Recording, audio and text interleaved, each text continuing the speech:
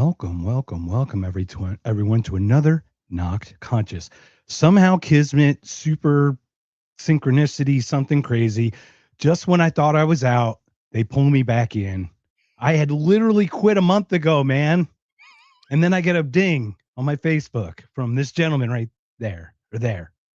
And he says, I'm gonna invade your show tonight. So I said, let's do it. So Larken Rose, sir, welcome to Knocked Conscious. How are you, sir? Tell us a little bit about yourself for anyone who might not know you, but most of the people who know me would know you. So welcome. Thanks for having me on. I'm a strange extremist weirdo who thinks that I own myself. What? And I'm so weird that I think that you, whoever's listening to this, own yourself too. Wait. I No. That doesn't happen. Only people who own themselves can own others. Didn't you? I thought that's how that worked. uh, So, so it, Larkin, welcome. Well, obviously, tell us a little bit about your history, about sure. the libertarian part, but then we'd love to get into actual history, because you and I have weird synchronicities and kind of had a similar, I would say, upbringing, and then realize these things. So I'd love to get into all that. Yeah, it's funny that we just realized that we grew up within like 2 miles of each other or something. And I wonder how many times we actually like saw each other in passing, and of course it wouldn't register. We didn't know each other. But down there all the time. So I grew up in this little religious town called Bernathen, Pennsylvania, and in conservative, kind of libertarian, constitutionalist leaning to begin with. So that was the bias of people around me. But there's a very weird thing about the religion I grew up in, which is it may be unique. It's pretty close to unique if it's not unique, in that it teaches people to doubt. It goes against the whole thing of faith alone. It doesn't say, here's the truth, believe it, repeat it. If you don't, you burn in hell. It says, if the truth doesn't make sense to you, if you can't use your understanding to go, oh yeah, I see that. Oh, that makes sense. Then why would you believe it? And that's not what religions usually do. Here's the gospel, believe it or burn.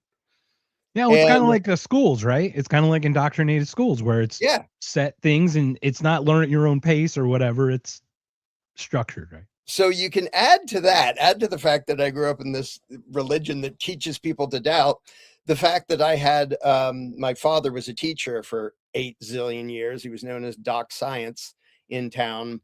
And he taught in a very unorthodox way, which was not everybody memorize this stuff and write it on the test and get a good grade. He actually taught people to think. And it was funny because that made a lot of people uncomfortable who were like, but I'm a good parrot. I know how to listen and remember stuff and write it down. You're asking me to like figure stuff out. I've never done that. So it's funny because a bunch of people really didn't like his teaching style, and a bunch of people totally loved his teaching style because they actually wanted to know how to think. And so, between that religion and having him as my father, I think I was kind of predisposed to doubt things from the get-go. And then I also like to argue, as I still do. But when arguing, I like it when my position doesn't suck. When my position it helps to be on the right side of things when you start the argument. It makes it almost impossible. It's kind of like telling the truth. Like, you don't have to lie. If you just tell the truth, there's nothing to remember that you have to lie about. It's just right. It's so if I had an argument and I'm debating somebody, because I was already, way more libertarian than almost everybody I would ever talk to. So everybody else wanted a bigger government than I did. So I'm in the convenient position. If you have no right to do this and government shouldn't do that, and we should be free to blah, blah, blah. But I hardly ever heard anything in the other direction. There was hardly anybody arguing against me and saying that I wanted too much government, which I did, but I didn't realize that because I wasn't hearing that from anybody. But I did notice. So it's weird because I didn't fall off. In what ways did that bubble up? Just that you were like more statehood, like more cops, order, like what? In what ways? What things did you support from the state that you didn't really realize were actually like growing that animal or that? Yeah, I believed in having a military to protect us and police to defend the innocent, and all the mythology about what we pretend government does. because I believed it back then. I lived pretty sheltered life in a very safe neighborhood, so I could imagine cops are our friends and they protect and serve us We and all that. literally could have walked by each other in our I neighborhood, know. literally across. I mean, we honestly, we're Yeah, within we 2 miles of each other. It's unbelievable. we probably did at some point, which is funny. We don't have a time machine to check. But On so when Buck, I'm arguing with people who want more government than me, which is everybody, I'd say, like, you don't have the right to tax me to fund your welfare state or whatever. Yeah, you're feel free to give away your own stuff, but you don't get to give away my stuff. I get to decide when I give away my stuff, and I get to decide who I get to give it to. Makes perfect sense. And then somewhere in the back of my mind is this thing going, yeah, but why do you think it's okay to tax them to fund the military? Well, it's for their own good and it's for the nation. And wait a minute, that's exactly what they say. So the funny thing is, I didn't get pushed off the political spectrum by people pulling me in that direction. I didn't know anybody in that direction. I don't think I ever argued with somebody who wanted less government than I did. I accidentally got there by noticing inconsistencies in my own position. And this was at the same time, my first wife, Tessa, who we still get along fine, we sort of both fell off the political spectrum at the same time because we talked to other people. And it's funny because she has sort of activist libertarian parents who helped completely push us off the spectrum, even though they still believed in politics. Because in talking to them, we realized, well, how can you justify any taxation? How can you justify government having any rights that I don't have and you don't have? It doesn't make sense. So we both just accidentally fell into the category of, wait a minute, if we don't, like, we want organization, we want cooperation, we want lots of good things that normal people can do. We just don't want a ruling class. And there's a name for people who don't want a ruling class, and it's called anarchist. And so don't say it. Don't say, if you say it 3 times, it's like Beetlejuice. It'll show up. anarchist, Hold on. anarchist, Don't anarchist. do it. I appeared. It's so funny. The anarchy, right? Anarchy. It's anarchy in the streets. Cars burning. You're sitting there like, guys, you do not know an anarchy. Anarchy is Yeah. just not that, man.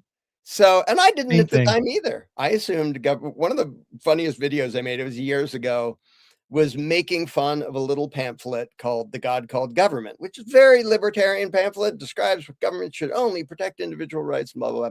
So I made a video making fun of it. And then the punchline is the end is I wrote this stupid thing.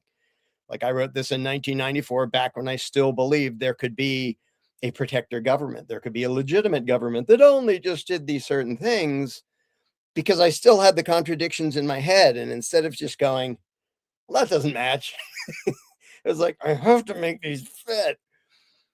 And so it's embarrassing how long it took me to finally give up and realize there can't be a legitimate government. There can't even be a government because there can't be legitimate authority. And without that, it's not a government anymore. It's just a gang of thugs. Like, government implies legitimacy. That label implies, like, the thing that exercises authority, the right to rule. Right. So Yeah, it's like it's like putting the word in the definition. It defines itself, but it really has nothing other than that. It doesn't produce or anything. So yeah, I have to put this comment up. William's on with us. I am not the goat, sir. But William, I'll share with you the story offline, but literally Larken just pinged me on Facebook today. I had messaged him months ago and just kind of tugged his pant leg a couple times, but he was busy doing his thing, which we'll talk about next, Larken. Let's talk about your event coming up here. But that was the same thing for me, was the whole thing about the government. There's like a good government and the lesser of two evils and the whole thing. Then you watch like someone like Fear and Loathing with Hunter S. Thompson, and someone like myself is this neocon douchebag is like, you already dismiss him before he even talks. yeah, Right. And like literally the most poignant thing he's ever said was, when it's the lesser of two evils, they can set it up that way. And you're like, oh my God, they just bounce them off each other. yeah, Like, oh, that's right. The Republicans have to enforce law and order and the things that the Democrats would oppose, because Republicans would never do that. So if they do it, then it must be done for the good of us. And the right, Democrats have to bail out the banks because they would never do that unless they absolutely must do it. So it's yeah. like this, this back and forth, right? It's unbelievable. Yeah, and so the first thing was me figuring out the philosophy, which, I mean, now I make fun of the fact that my self-appointed job is to state the bleeding obvious and the way any idiot should be able to understand it. And it feels like that. I'm not describing some super complex thing. It's things as simple as like, I can't delegate to somebody else a right I don't have. Like if I say, hey, can I pay you to go like beat up my neighbor and take his stuff? Like that's bad whether I do it or whether I hire you to do it or whether I vote for somebody else to do it.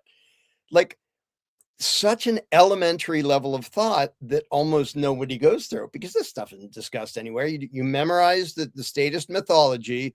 Well, we consent by way of our vote, and then they represent us by doing things we don't have the right to do and bossing us around and taking our money. But that's them working. They're public servants when they boss us around and take our money, and they're representing us when they do things we have no right to do.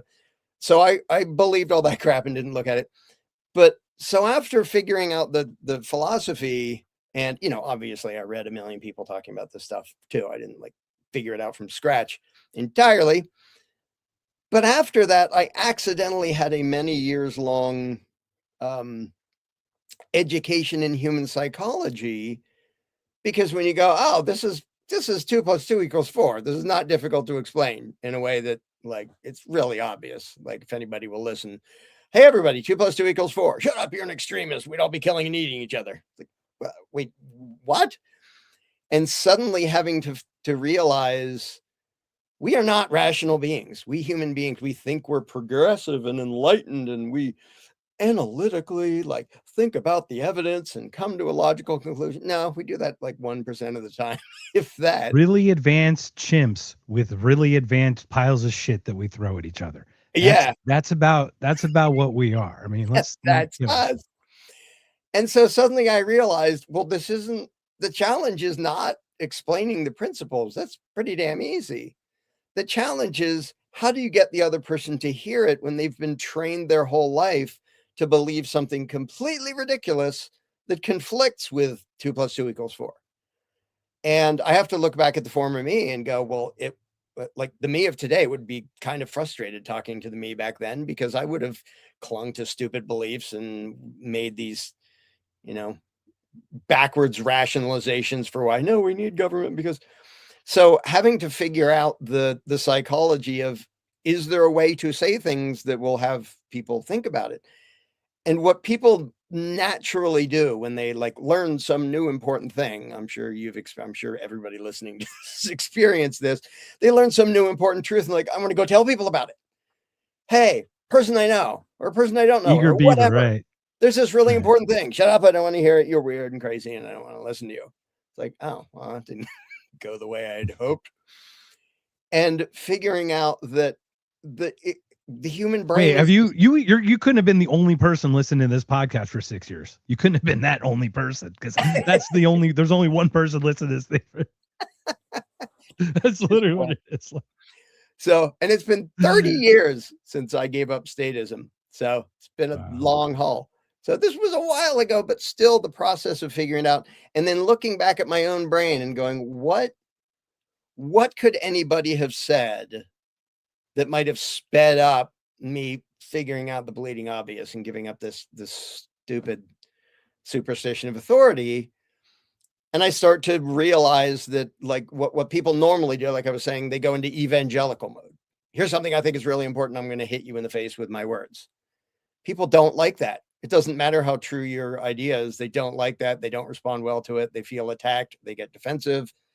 Right. And even if you're Because you're telling just them, hey, barfing at them. You're literally like, yeah, who are you to talk at me like that? I've been indoctrinated for tens of years. How dare you do this in 3 minutes? right. And you're just some random guy. Everybody knows that blah, blah, blah. Why should I listen to this crazy guy? So figuring out along the way by talk, like I know 80 zillion people who have been through this process of giving up statism now, and figuring out, well, what actually has to happen for people to get there. And one of the main things is people have to take themselves there. Like you can't drag them to a belief they don't want to believe. It cannot be done. Also, you shouldn't have that ability either.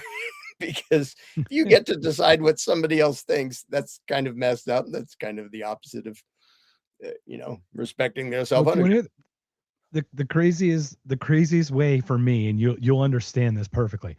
I was neocon probably till like 2016 at least. I would say then it was the Kirsten Sinema, Martha McSally Senate race in Arizona, and those fucking commercials were the most brutal fucking things I've ever seen in my entire life.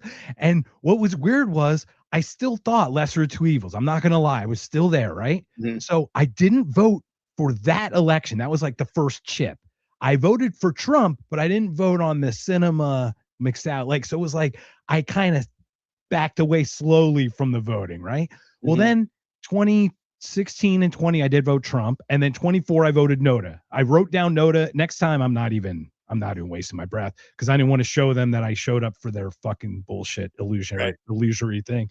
But I had to do that one kind of for myself. It was kind of like I have to, it's like if I write it down, it's set in stone. So I didn't Right. vote for anyone this term. And that was it. But it was 24 where I looked at the Libertarian Party. So I looked at Michael Rectenwald. Now, once again, all the people who know me and who know Michael Rectenwald is a fucking crazy psychopath. But I love Michael Rectenwald because he just comes at you like he's who he is, like he's who he is. And I will work with anyone who shows me who they are. That's the whole point of Mhm. someone expressing their ideas, is so that you can, you can face the ideas. Anyway, so that happened. And then the libertarian election thing happened. And I watched that live going into early mornings. And it clearly was not, that was wouldn't talk rigged in a weird way. There Yeah. was some clear manipulation there. And I think it was so they could get the least electable candidate against Trump. And clearly 0.4% would have done did do that. But anyway, the second that happened, my brain went boom. And I went, oh my God, the parties aren't the problem. The humans are the problem. It's a human problem. Yeah. It's not a party problem. It's a grab the ring problem. Yeah. Absolutely. So That's funny because I was that's how just I got working on there. part of the book that quotes the thing about the when Frodo offers the ring of power to Gandalf, and he's like, "Don't tempt me with it. I would use it to try to do good stuff, and it would be an absolute Not yet, disaster." William. Not yet. We're gonna white pill. We're gonna get there. We're gonna talk about your next thing, your previous comment next. But go ahead, Larkin. I'm sorry. I'm just trying to make sure I engage with the one person who watches the podcast. Like I said. Manage the rabble, even if it's rabble singular.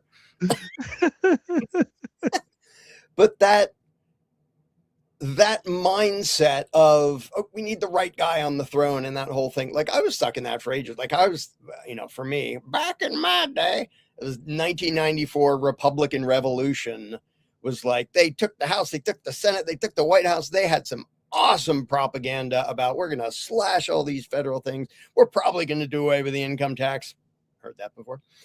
We're going to do all these things. It'll be drastic. Here's our 10-point plan. And we're going to blah, blah, blah. And they won. I was like, yay, we're saved. Or at least this will be a big improvement.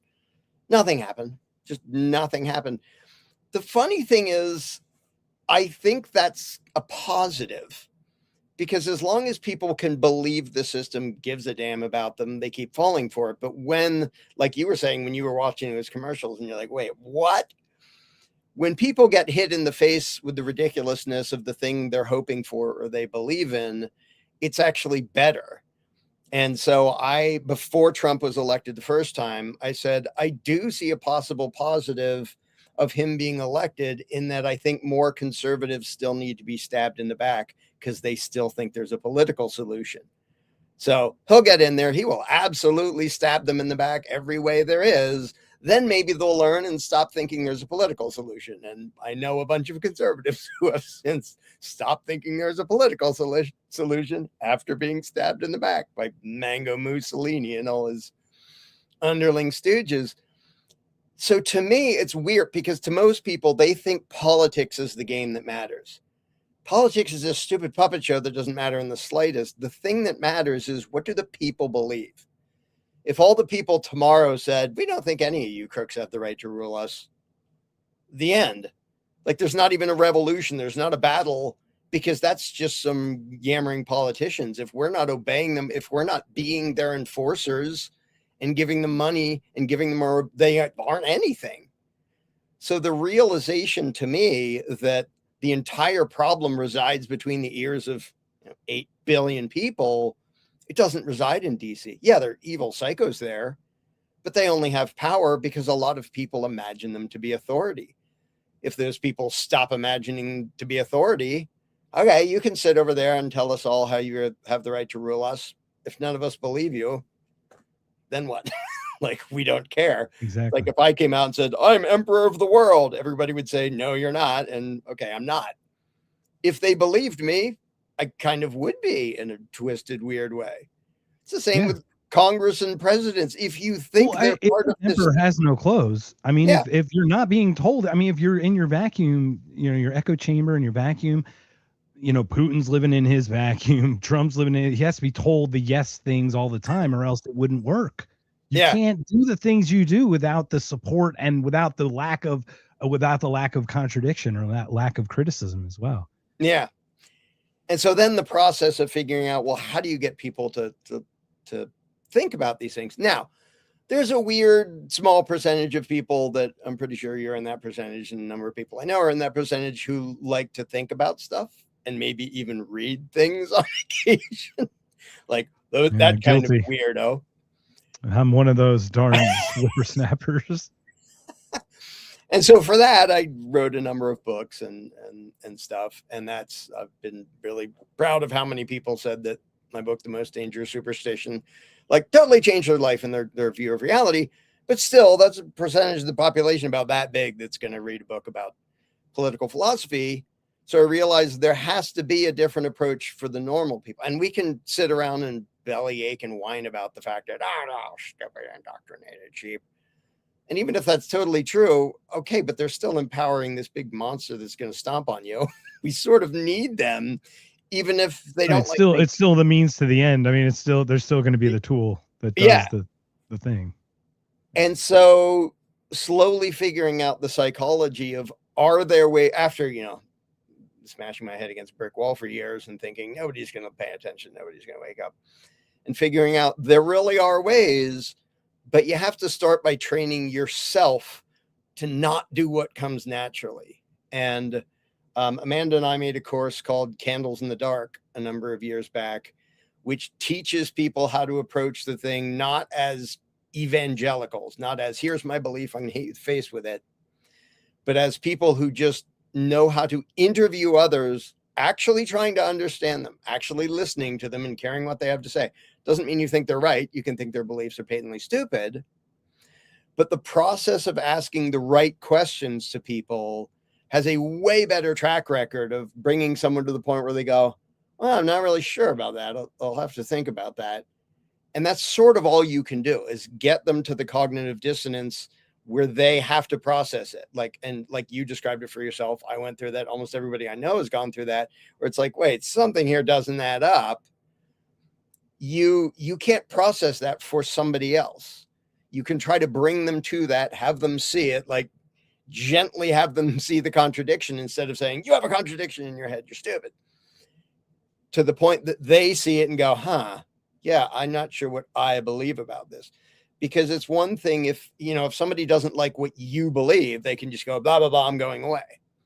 But if you can bring them to the point where they don't even like what they believe, like they're like, I don't know how to reconcile these two things in my own head. Like they can go blah, blah, blah and walk away, but they're taking the contradiction with them and they know it. Like it's still there. 100%. Yeah. And I want to get to William in the comments, but I want to have a segue, but I wanted to talk about that point you just made about that, where the questions are like, I give you like a guy like a Cenk Uygur. He's now some heroic libertarian because he's anti-war and peace. And I go, literally, it's like 3 questions to your point and it's over. You go, Cenk, okay, Cenk. So you want healthcare though. You want some infrastructure. Okay. So how do you get the funding for that? Oh, you tax. Okay. So most people here, taxation is blank theft, right? Okay. So now I don't want you to steal from me anymore. So I refuse. What do you do as your next step to make sure that I pay? You go to violence, man. So you're not anti-violence. You are very much pro it. You just don't know what angle and how and which ways that it festers or it manifests. And that's where you and I look at these things further. So with that, and I want to get into the Sedona stuff. So let me give you William here. He grew up in Flagstaff, ditched school to go to Sedona. We're going to talk about Sedona very shortly here. Looking forward to hearing solutions. So he's a little black-pilled in the comments, but here it is. It's my opinion, I'm starting to see that I think humanity's limited. And I think only a percentage of us can actually conceptualize these things. Now, you can call it IQ or whatever pattern, whatever you want to call it. I don't know what that is, but some people don't even have an inner monologue. So, how possibly can these types of concepts that are never been practiced, that are concepts conceptualized, how can those be conceptualized by people at limited there? And I think this is what we're going to lead to, and what you're doing. So, how is that? And then tell me how you're solving this in Sedona. Yeah, I hear that from a lot of people, and I understand, and I think it's completely untrue. Um, Most of the people who say that they got to figuring out the garbage by reading stuff and thinking about stuff, and they see most people aren't doing that. So, like, yeah, and same with me. And they're like, other people aren't going to sit down and read a 500-page treatise on Austrian economics, whatever. They don't care. They don't think this is hopeless. All that means is they're not going to get there on the same path that you did. But the reason there is, in my not particularly humble opinion, there is no connection between IQ and ability to understand this. And the reason I say that is a grand total of 0 people in the history of the world sat down and objectively decided, we need a ruling class. I need somebody violently dominating me. They were all indoctrinated into that. They were all taught to believe this set of mythology and this collection of lies. Some of us can reason our way out of that because we're weirdos who like to think and read and stuff. But if you imagine, like, I like to use the analogy of slavery. You know, lots of people in the West now go, yeah, slavery is horrible and evil. And it's like, most of you say that. I mean, first of all, yes, very true. But most of you say that just because you were born in this time. Had you been born, a couple hundred years ago, you would have been, it's legal, it's legitimate. What are you talking about? So you don't get credit for knowing something true just because you were surrounded by other people saying it. I mean, I'll be honest, I missed the civil rights era. So I wouldn't even know what that and Jim Crow was like, for example. Yeah. And it was, well, that was every step of the way. It was government screwing up everything on purpose. Like they went from, Right. we're going to do forced segregation and keep you apart, even if you want to be together. Now we're going to do forced integration and smash you together, even if you want to be like, how about just letting people decide who they want to associate with? No, we're going to. So Freedom of association. Anyway, yeah, please continue. Yeah. But so that whole process of going through the basically the processing of a belief system, some of us weirdos will go through that by thinking it. Others can just be questioned through it. And we did a number of in-person events called Candles in the Dark, where we would do it. It cost too much money. We lost money most of the time. But what we do at the end is invite people to bring in somebody they know, and they could practice. It was like a 2-day thing, and they could practice what they learned over the last 2 days. First of all, there was never conflict and fighting and defensive. It was always like fun, pleasant little conversations with people who knew nothing about this and had never heard it before. The one we did in Denver, it's like, oh, a couple people were going to bring somebody, but the timing and the scheduling didn't work. And a friend of mine said, I'm going to go find somebody. Walked out in the street, literally found a homeless person. And you could tell this person probably had a very rough life, was not highly educated. Like he could speak and stuff, but this was not a rocket scientist, like humble, quiet person, not like raving lunatic version of homeless person, humble and quiet. You know, many of those in Phoenix. Yeah, indeed. A lot of them are in public office, but so he comes in and we do the questioning and it goes perfectly. Like the person, the lowest like education level, presumably the lowest income level, like not a lot of life experience, not a lot of sophistication. And it worked perfectly because he totally understood it, because the foundation really is 2 + 2 = 4. The lie is insanely complicated. And understanding the intricacies of how that lie developed over time and what it does and how it feeds off of this psychology and this, now, the other thing, like, yeah, that requires a certain amount of understanding, but being shown the lie doesn't if you know how to show people. And I think the reason so many people think, oh, it's hopeless, is because they approach other people like, here's the evidence and logic, and they didn't listen. They must be too stupid to understand this. And I understand that conclusion, but that's not why they couldn't understand it. They couldn't understand it because they've had a lifetime of indoctrination that puts a freaking wall in front of them being able to hear 2 + 2 = 4. And so the entire purpose of Candles in the Dark and the entire purpose of my new book, Approaching Humanity, and the event by the same name that's happening in Sedona is to find ways to gently help people look past that wall in a way that doesn't feel to them like evangelical or telling them they're stupid, and doesn't require them to be super geniuses. And so, but that was, I mean, that was a huge frustration for me for years, thinking people are too dumb to get this. Well, they're too dumb to get it if it's a intellectual discussion, because they don't care. They're not paying attention. Whether or not they even have the ability to process it, they have no desire to process it. Like, the game's on tonight and what's for dinner. I can't process that. Gives me a headache to even think about this stuff. So I absolutely can relate to people who go, most of the people are too damn dumb to understand this. We're doomed. But we're not. Right. And I hate, and that's what I think. I hate to say, and that's why I asked that question, because I do think that it's like there are concepts where it conceptualize it, it's out of the box, and some people do not, just are incapable of that. And Yeah. I know that to us these things are simple, but they're not to the people, to your point, who have been just brain. I mean, we're talking 30, 40 years, 50 years of indoctrination, constant, everything on television's telling you this. I mean, John Carpenter's They Live, with the whole obey and consume and all that. I mean, literally, it's the transfer. And your point, they make it tighter and tighter, so we focus more in being distracted more, or not focusing on this part more, so they can do more of the shadiness. Yeah. So it all kind of plays within itself, right? Yeah. But the reason I don't remember how many years ago it was, suddenly got optimistic is I could see, like, if I have a little bit of time with a person, it doesn't, like, their education level almost doesn't matter when you approach it. Like, if I'm like, here, read this book. Yeah, Yeah, it matters. absolutely. But Absolutely. like, one of the main lines of questioning we use, there's a bunch of different ways to approach it, but sort of one of the most basic approaches is ask some random person, conservative, liberal, anything in between, somebody who doesn't care about politics at all, doesn't matter. And like, literal homeless person, because I think this is the question we start with. Can you imagine a law? It can be an existing law or just a hypothetical law that's so bad that you think, well, in that case, I should disobey it. I should break the law. The right thing to do is to break the law. And most people can easily think of an example. And like, if I'm talking to a conservative, it's like, if they said no more private gun ownership, do you think you're obligated to obey? No, hell no.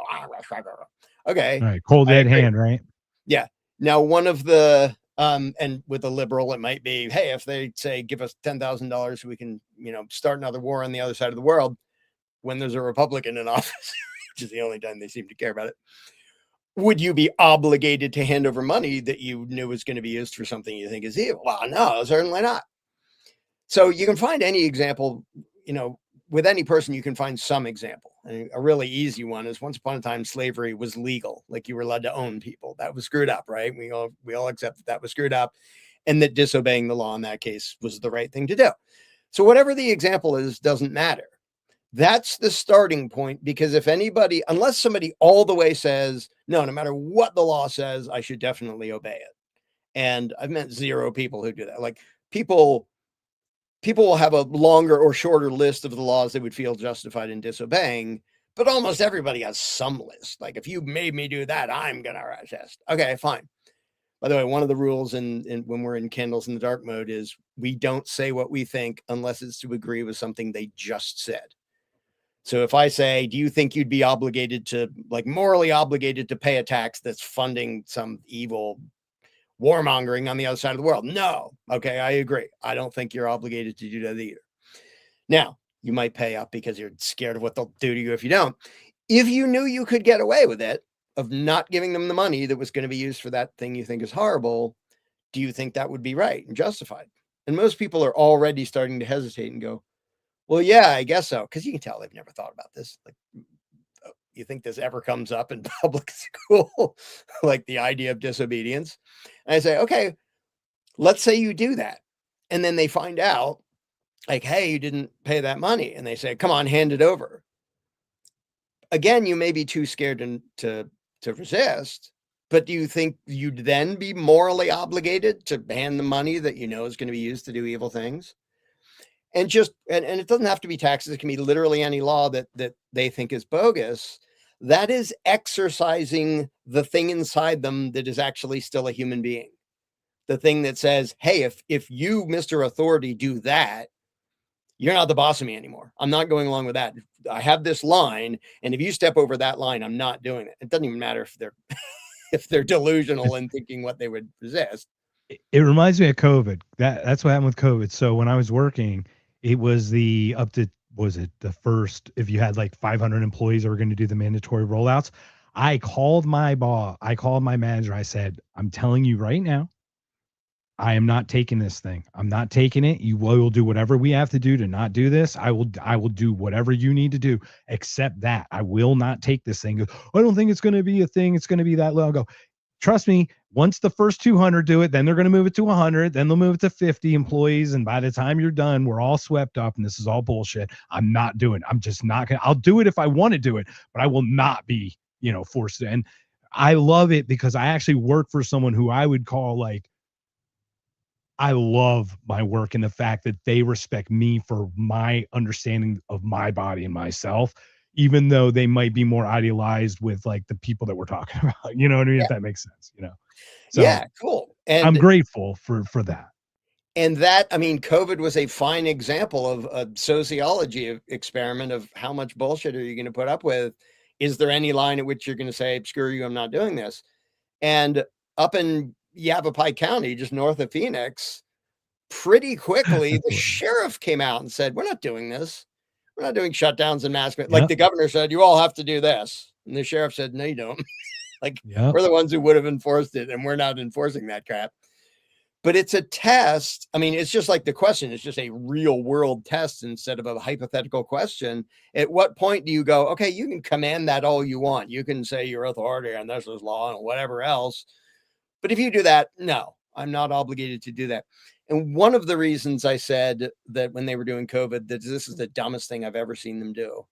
Because I study the propagandists of tyrants, because the dumbest thing a tyrant can possibly do, even if a bunch of people are going along with it, is train a bunch of his underlings on how to say no.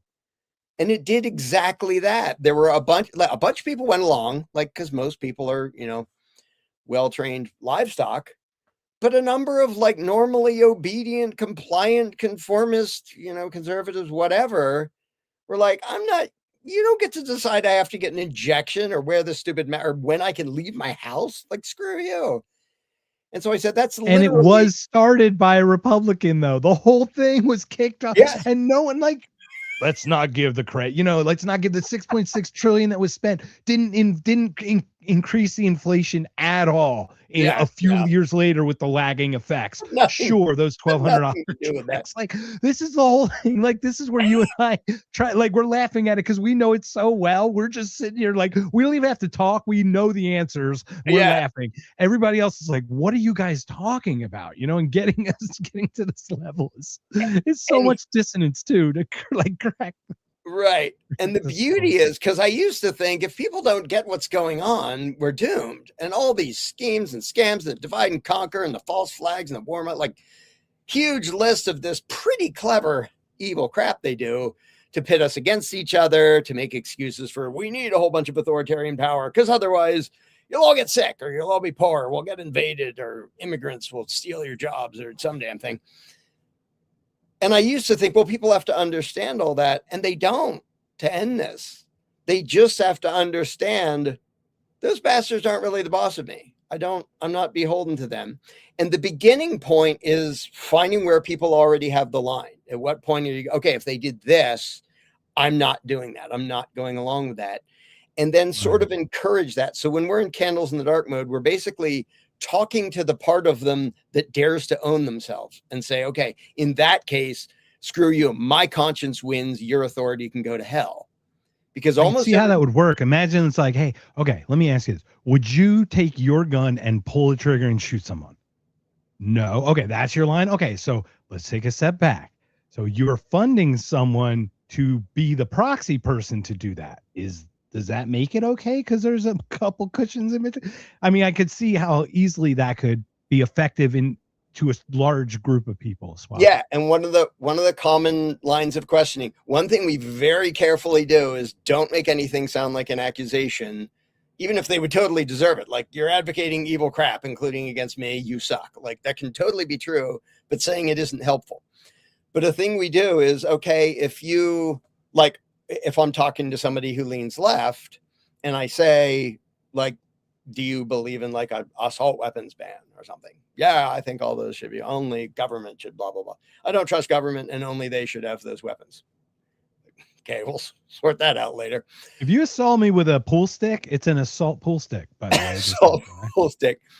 So I bypass all the fact that they don't know what the words mean and they don't know how guns work or anything of that sort, and say, okay, just to be clear, and I'm just asking for what you believe. Suppose I have an AR-15, which they call an assault weapon, which I do. You don't have to suppose it too much because I totally do. If they banned it tomorrow and I said, I'm not giving mine up, I might hide it somewhere, I might whatever. I might try to be sneaky, but I'm not giving it up. So in other words, I'm going to. What AR-15 you mean? What? That's what you mean. You mean what AR-15? Yeah. Lost it in a boating accident. So if I'm talking to the person and I say, if it were up to you, what do you want to have happen to me? And you can watch this weird thing of their brain, because their brain is used to thinking in terms of the statist rhetoric, which is always vague and non-specific and dishonest. Well, I want a policy that makes it so nobody has these guns. Okay, well, I'm an actual person and I have one of those. And if they ban that, I might say, you don't get it. I'm going to hide it or say I lost it or whatever. So what do you want to have done to me? Almost every single time they don't answer the question. They say, well, there's consequences to breaking the law. It's like, I know, I'm very clear on what they would do to me, but I'm not asking that. I'm asking, what would you want them to do to me? And just calmly, not even like, how dare you, not accusatorily, just, well, they send you a warning or something. Okay. And if I said, you warn me all you want, I'm still not giving it up, then what? So the thing is, try to get them to answer in a way that is literal, personal, and specific. Like, actually say what you mean, which is kind of what you were already talking about. If you want people to kick down my door and point machine guns in my face because you're against gun violence. Okay, I wouldn't make fun of them if I'm in candles in the dark mode, but that's still pretty funny. If they would advocate that, I just let them say that. Okay, I'm just trying to find out exactly what you condone. The weirdest thing is, I have found, having done this a zillion times, trying to change someone's mind works way less often to change their mind than not trying to change their mind, but trying to be all the way clear in what they believe by just asking them what they believe. And it's because if they have to like look at the nitpicky things of like, well, I wouldn't want you attacked or whatever, because like, I don't think you're a threat. And I was like, okay, but that's, I mean, if the law said that, I'm still breaking the law. Would you want them to let it slide? If they go, yeah, okay, well, is that just me? Would, like, if my neighbor, who's also do you nice trust guy, me to carry that, to have that thing? Do you trust me to not be, use right, it incorrectly, right? The tool. But just the process of making them try to get their own beliefs literal, personal, and specific, like real world, not abstract. I believe in reasonable restrictions on blah, blah, blah. That doesn't mean anything. It's like, okay, in the real world, what it look like? Because in the real world, what it looks like is Waco. There's a bunch of people being tortured and murdered because you didn't have the right piece of metal. But I wouldn't. Yeah, well, say that Ruby Ridge, where a kid and his dog stumble upon Yeah. snipers just happening outside their house. So that's oopsie. Oops. Well, that's what gun control really is. But I wouldn't throw that in candles in dark mode because that's way too confrontational. I throw it in. Yeah, that gets a little bit. So we've got Derek in here. Okay. Derek, I want to understand what you mean by this, and this is important. You have to be in the game to play the game, get involved. Now, Derek, I know you and I started talking. We've slowly transitioned you. We're getting you here, my friend. We're getting you there. We are very similar paths, but welcome. Derek, this is the person. Larkin is the person who will get you over this finish line. So what I think you mean is probably politically or something like that. Larkin, what are ways outside of the political realm that one can actually be involved, actually be effective with their own lives? Let's start with some of that. And then let's talk about Sedona. Let's talk about approaching humanity. I definitely want to talk about one of your guests because I had the honor of speaking with him a couple times and absolutely love him. And I want to tout him as much as your work as well. So this be in the game, to play the game, get involved. What are some ways that you can be the liberty you want to see in the world versus vote for it? It starts here. Because if somebody is still voting or playing politics or has any faith in that, they haven't sorted out this yet. Because if you feel beholden at all to legislation, to law, to ruling classes, to authority, to government, to whatever you want to call it, if you're still of the mindset that we need the masters to change their rules to let us have more freedom, the problem is not them. Yeah, they're psychopathic, like evil loonies, but the problem is still that you think you need their permission. And the entire thing of approaching humanity is our species, with all its stupid warmongering and oppression and dumb, evil crap it's been doing for centuries and centuries, we are finally approaching the start of what we're supposed to be. Not the finish line, the starting line. We haven't started yet, because the vast majority of people in human history haven't recognized that they own themselves. And most people, if you say, well, who's in charge of you? I am. Who owns you? Well, I own myself. I am free, blah, blah, blah. Should you obey the law and pay taxes? Well, of course. Then you don't owe yourself. Like if you think you're beholden to somebody else and you have an obligation to pay tribute to them and listen to their laws and obey, and if you don't like the law, petition to change it or vote for some new tyrant who you hope will do, like all of that is symptoms of the problem inside your own head. Your own head is still bound by a collection of lies. And it's just the same. I use this analogy often because it's so accurate. Frederick Douglass, who was raised as a slave, talks about how slaves were trained to think that slavery was proper. It was legal and it's proper, and that they should be the property of other people. Now, to us, we can go, how on earth could you convince anybody of that? Like, it's much more comfortable thinking, no, they all know it's evil and they're outraged and waiting for a chance to overthrow the master or run away. Most of them weren't. And Frederick Douglass describes that. And he describes his own process of escaping that mental enslavement. But that was the entire challenge, because if all those slaves are like, come on, we need to get owned by a nicer master. If that's your goal, you're a slave forever. Even if you get a nicer master, you're a slave. You're thinking entirely inside the template and the paradigm of property. You think you're livestock. You're just bickering about which farmer, which rancher you want owning you as their livestock. You're not even trying to be free. You don't even think you deserve to be free. And so all of the focus on the political system is still people reinforcing the one lie we have to do away with, and then nitpicking about stuff that doesn't matter. So the way that to answer your question, well, how do we do it outside of politics? You know what happens if like a whole plantation full of slaves suddenly realize we own ourselves? We're not beholden to these people. They don't rightfully own us. They can have pieces of paper and laws and stuff. I'm a person as much as that guy is. I own myself.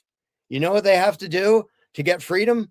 Nothing. Literally walk away, because they outnumber the guy. Now, the guy might chase them down. The overseer might like, I'm going to whip you. All 153 of us. Like, that's not going to go well for you. And that's what happens. They make an example of one, try to get them early, cut their legs out from under them, right? Yeah. And that kind of puts us all back into place. And then they, you know what I mean? And when you get too big, it's almost too big to fail, right? It only puts us into place if the people who say, I'm not beholden to you, I'm not owned by you, is still tiny. If it's everybody, it's like, really, that overseer thinks he's going to whip that guy. Are we going to let him whip that guy? Anyone who hasn't seen the movie Jones Plantation, go check that out. I wrote it. Also, yes, Jones Plantation. Excellent. On, and just so you know, William did mention Jones Plantation earlier. So Sedona, July 18th, is it? Yep. Yeah, and it's the Sedona Arts Center. Where exactly is it again, sir? Sedona Performing Arts Center. We're finally allowed to say that because we now have the contract and did the down payment. So we have that. It's this really cool big auditorium because they put on plays and shows and all sorts of stuff there. So it's a really cool venue. And it'll be an all day thing. Well, 10 a.m. to 5 p.m. on Saturday. Lots of different speakers, but not just here, sit there and hear some philosophical ramblings. Like, it has a point. It's actually going to be entertaining and fun and thought provoking, and and have things to keep people's attention, even in this day and age. Even among people who don't particularly like to theorize and philosophize, which is most of the world, to make it relevant and make it matter and make it interesting. And so it isn't just here's a lecture on economics and philosophical principles. Like, we get that stuff in there, but again, it's designed around the fact that most people, they don't want to question their worldview. That's like inconvenient and uncomfortable. It requires effort. It's not fun. Well, that's the funny thing. People talk about freedom. Freedom is actually easy. Freedom is just whatever, do whatever the fuck you want. Liberty is hard because liberty includes accountability, responsibility, the feedback loop of correcting your and whatnot, right? Exactly. So getting people to, so like there's 5 parts. It goes along with the book. The book, Approaching Humanity, is coming out on that day, and anybody at the event will be the first people to get copies of my new book, Approaching Humanity. And it has like 5 parts in it, and parts 3 and 4 are about how we allow ourselves to be bound by others, and then how we advocate that others be bound. And most people, if you ask them, are you free? Yeah, of course I'm free. Do you think for yourself? Yeah. Do you decide right and wrong for yourself? Yeah. And trying to gently show people that, well, yeah, except no, you don't. Like, maybe you do in your day-to-day lives, but do you believe in this? And do you believe in that? And what about that? And it's, even just the thing of the question about, if the law was really bad, should you disobey it? And if you say yes, as most people do at some point, okay, that means at some point you think you get to decide to disobey all the legislatures on the planet. That means you think that your conscience outranks literally everything that everyone else in the world believes and can say. And you know what? I agree. I agree that your conscience should outrank everything else in the world. And it's not just because I think you're a super genius or something. It's because it would be literally insane for you to think anything else. Because to think anything else requires you to think, well, I'm pretty sure this is evil, but the right thing to do is for me to do the evil thing, because that guy told me to. That's the inherent insanity of authority, because that's what it boils down to. If you think, that's horrible, I shouldn't do that. Oh, authority's telling me to. Either you're going to do what you think is wrong, and you can't have an obligation to do what you think is wrong, or your self-ownership is going to bubble up and you're going to go, no, screw you, I'm not going to do the wrong thing. And we have this weird thing in our culture. Look how many movies, I mean, you mentioned They Live, V for Vendetta, The Matrix, Braveheart, The Patriot, like huge list of movies where the good guys are the disobedient rebels up against this big authoritarian monstrosity and saying, we're going to disobey. Literally, Star Wars, literally our entire childhood is like, absolutely. Yeah, against the Empire. So people go rah, rah, rah. The reason they go rah, rah, rah is there's a part in them that still wants that freedom, that still identifies with that and goes, yeah, I'm on the side of the rebels. And then they walk out of the theater and pay their fair share and do as they're told. And they don't have a reason. My favorite, taxation is theft. Well, the rich need to pay their fair share. That is not the answer to that statement. That is not the answer to that statement. The answer to that statement is taxation is theft. Thank you very much. Have a nice day. Right. But if people don't notice, like, people identify with their beliefs. And this was absolutely true of me. It's true of me now. It's true of me back when I believed in government and political authority. They feel like what they believe is part of them. And people are, generally speaking, really bad at distinguishing between the things that they actually thought about and concluded, and then the crap they were just taught and took on faith. So if you tell somebody your belief about government is bogus, they hear you're a bogus, stupid person. instead of if you approach it as, well, have you thought about this, to try to get them to realize you were lied to in a way that tricked you into giving up who you actually are. Like, you don't have to care what I think of your belief system. But if somebody did something to dupe you into betraying your own values and what you say you care about, like protecting the innocent and helping the poor, whatever you say are your values, if I can show you that you were tricked into betraying, into not being the good person you're trying to be, wouldn't you kind of want to know? Because aren't your good intentions, like, the whole scam artist thing? Oh, I really want to help you. I want to help this homeless person out. Well, he makes like $500 a day pretending to be all of it. Oh, well, that sucks. Like, I wanted to like actually help somebody deserving of help. Okay, well, then it's nice for you to find out in that case you're not. Your good intentions are being exploited by a scumbag. Now, if you can find people who actually like deserve your help, and okay, good, but you don't want your goodness exploited by evil psychos, do you? And everybody would say, well, no, obviously Man, that not. is government. Well, it's funny. I mean, Yes. Gad's sad. He has some moments. I thought his biology stuff was brilliant in the beginning. Obviously, he's turned really badly. Just like a bad fish. Whew, just turned just stinky. But he has that suicidal empathy. And I've always said the thing about weaponizing your compassion against you, because that's what it is. Protect the children, save the women, and that's how they get us to be like, yeah, I'll give you more to do more of that. And it's like, why are we allowing our child to become our parent? That thing is our child. We should be beating it senseless into submission until it's old enough to know better. And spoiler alert, it will never be old enough to know better.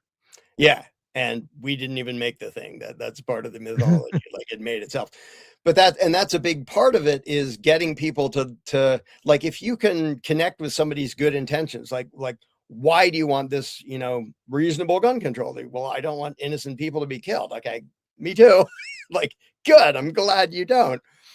And then this applies to literally any government issue on any side of any dispute ever, because government is always saying, hey, if you just give us power, then you don't have to be responsible. You don't have to handle anything.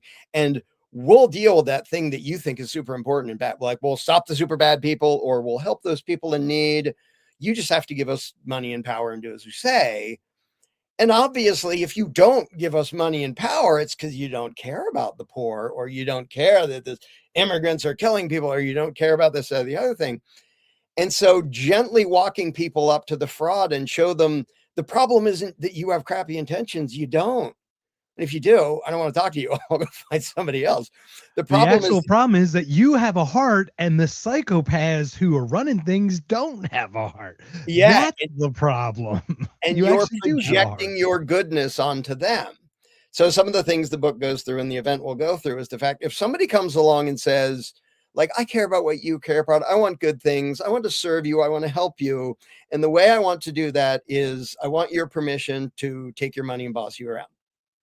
If somebody says that, they don't give a crap about you, they're absolutely lying, they want to dominate you. And that is literally everybody who has ever run for office and anybody you have ever voted for. Asking for your vote is asking you to put them in a position where they can dominate you. Nobody tries to get into a position they can dominate and rob you for your good. Like, and it's one of the things that if people see it like that, they're like, oh yeah, that's dumb. Like, if you, oh, And I'm going to and help out my even friend if by dominating him and even robbing him. Like, let's be honest, even if they show that angle of JFK that we haven't seen yet, and they're like, yeah, you're not gonna do that. You're not gonna get out of line. I mean, come on. There's always one final thing. Just like everyone has a limit, there's something where they just will, succumb, especially like family. You get your wife and kids involved, and you're like, what are you not gonna do, right? yeah, I can't imagine the pressure. And it makes me think, is like, now that we know this, even wanting to be in that system of architecture to put your family at more risk like that yeah, you don't even think about, you know what I mean? It's yeah. unbelievable. And that's one of the things that, actually made me optimistic, is realizing most people don't even need to ever understand all the weird, complex scams and conspiracies, like actual conspiracies, and like how the Federal Reserve works and how my monetary system works. And They all just the need to things. know no. Two little letters. No. Yeah. No. Yeah. All Stop. they need to know is we don't owe you anything. We're not beholden to you. So if you say, give us a bunch of money so we can blow up stuff over there, and we all go, yeah, no, I don't nearly trust you enough, then literally there is no war. Like, okay, we're not going to give them more money. Also, we're not going to volunteer to go be cannon fodder for you, because now we all realize we own ourselves. And so that not only is that the answer, it's the only answer. Just like in the slave analogy, if the slaves think they're supposed to be slaves, what's the solution? There isn't one. There never will be one. If they understand we're not supposed to be somebody else's property, the solution takes care of itself. Like, you're not going to enslave people who don't think that's okay, whether they run away or violently resist, or maybe they have to wait and hide and sabotage things or whatever. But if you get a population that doesn't have the subservient mentality of course we have to obey authority, you don't even need a master plan to overthrow anybody. It's just you step away. There's like, the book includes an awesome quote from Etienne de la Boétie from like 1500 and something. And he's like railing against you poor stupid people. Like, how do you think the tyrant has hands to beat you? He borrows them from you. How does he have eyes to spy on you? He borrows them from you. How is he oppressing you? By you. You're the ones oppressing yourself. If you weren't helping him, he couldn't do anything. He's one guy. He like goes on about he has the same number of eyes and hands as all of you. Why are you scared of that one guy? And why are you helping him to abuse you? And it's the one that ends with, I don't ask you to put hands on the tyrant to topple him over, but just support him no more and watch him collapse under his own weight. And that's literally what would happen. It's not, now we have to go into battle against who? Nobody's going to work for them. Nobody's going to pay them. Nobody's going to obey them. There is no power. The entire authority, all of the power was an illusion that was only made real because we thought it was real. We made it real by, well, we give them $80 bajillion because we're scared of them. Well, what if suddenly we weren't? And it's like, how about if we don't give them any money or obedience? We don't report anyone. We don't squeal on our neighbors. We don't report our transactions. We don't give them anything. We don't obey them. We don't even pay attention to them. They can be off in some hall talking about the laws they passed this week, and none of us will give a crap or pay attention, and it won't matter. And that's on the so smallest outside level, if I may, my HOA. I have an old car, and I have a tarp over it. Sometimes it's windy. One evening, it blew off overnight and blew off my car. I got a letter from the HOA like a month later about cleaning up my tarp laying in my yard, and I literally put it back on the car the next morning. And you're just sitting like, who is looking out their fucking window just waiting for this shit? Like, what is wrong with you people? And when you just look at an HOA and then you go, that is government is that times itself. It's like an infinity times infinity plus one. right. And good luck. Exponential version of that monster. Right. And the book gets into why that's the case. Like, police aren't just abusive, like sort of by coincidence. And again, I use the analogy of slavery because it's so handy. Like Frederick Douglass was such a brilliant dude. And having literally been raised to be livestock, like where he got to mentally is just, that is the most impressive example I know. Anyway, he was aware enough that he was being raised, and the wife of one of his masters was sweet lady and teaching him to read, which was illegal. And was all nice to him, treating him like a child because he was a child. And then the master was like, you can't treat them like children. You have to treat them like property, or they're going to get uppity and get out of line. And so she got all nasty and horrible. Instead of just going, oh, you heinous piece of boop, he was like, wow, slavery hurt you. Like, he was so aware. He saw the like damage a it light did. bulb. Yeah. Yeah, to her. He's like, this insanity, like, yeah, it isn't real helpful for the slaves. This is bad for the masters. This is bad for this is bad for everybody. It screws them up. Of course they're going to be sadistic. And it's that the book describes the same thing for cops. If you're a cop, you are trained to think. You show up at a situation, you're authority, you're in charge, you take control of everybody, you tell people what to do. And if they don't, they're bad. You were just trained to look down on everybody. Are you going to treat other people like equals? Are you going to be a decent human being when you were deliberately trained to look down on everybody as your subjects who are obligated to obey you? No, you're going to be a piece of crap and you're going to treat them like crap.